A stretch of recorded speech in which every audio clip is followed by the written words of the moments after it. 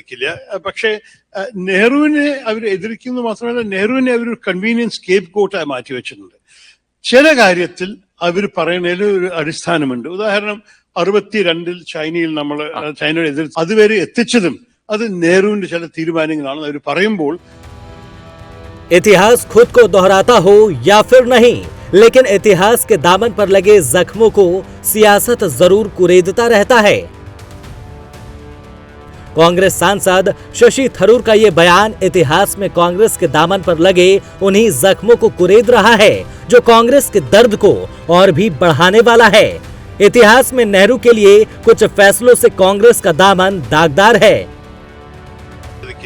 പക്ഷേ നെഹ്റുവിനെ അവർ എതിർക്കുന്നത് മാത്രമല്ല, നെഹ്റുവിനെ അവർ കൺവീനിയൻസ് സ്കേപ്പ് കോട്ടായി മാറ്റിവെച്ചിട്ടുണ്ട്. ചില കാര്യത്തിൽ അവർ പറയുന്നതിൽ ഒരു അടിസ്ഥാനമുണ്ട്. ഉദാഹരണം 62 ചൈനയിൽ നമ്മൾ ചൈനയുടെ എതിർ അതുവരെ എത്തിച്ചതും അത് നെഹ്റുവിന്റെ ചില തീരുമാനങ്ങളാണെന്ന് അവർ പറയുമ്പോൾ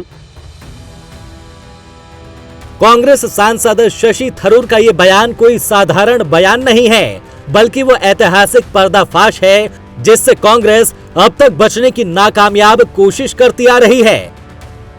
लेकिन अब इतिहास का मंथन हो रहा है। बयान कांग्रेस के ही नेता की तरफ से आया है और इसे आत्ममंथन भी कह सकते हैं। शशि थरूर का ये बयान पार्टी के अंदर चल रहे अंतरकलह की तरह भी इशारा कर रहा है। लेकिन जब बात इतिहास में किए गए पंडित नेहरू के द्वारा की गई गलतियों की हो रही है तो उन गलतियों पर गौर करना भी जरूरी हो जाता है। नेहरू की चीन के प्रति नरम नीति भारी पड़ी।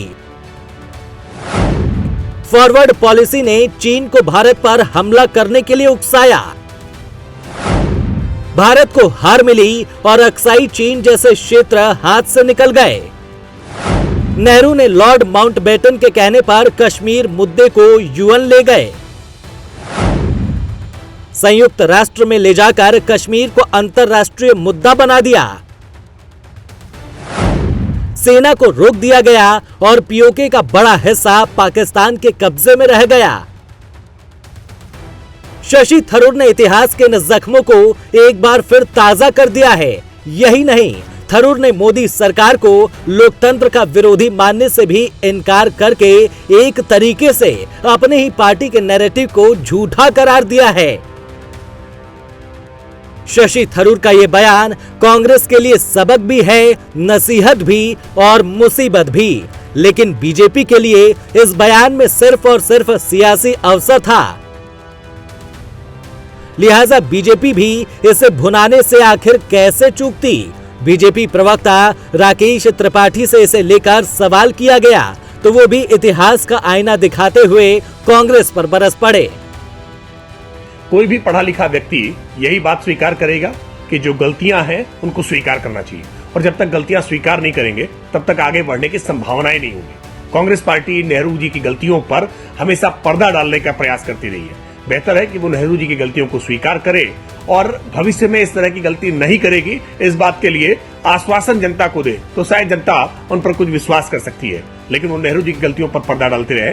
ये बेहतर है कि कांग्रेस पार्टी के नेता शशि थरूर ने पार्टी के भीतर से ही एक आईना दिखाने का काम गांधी नेहरू परिवार के नेतृत्व को किया है।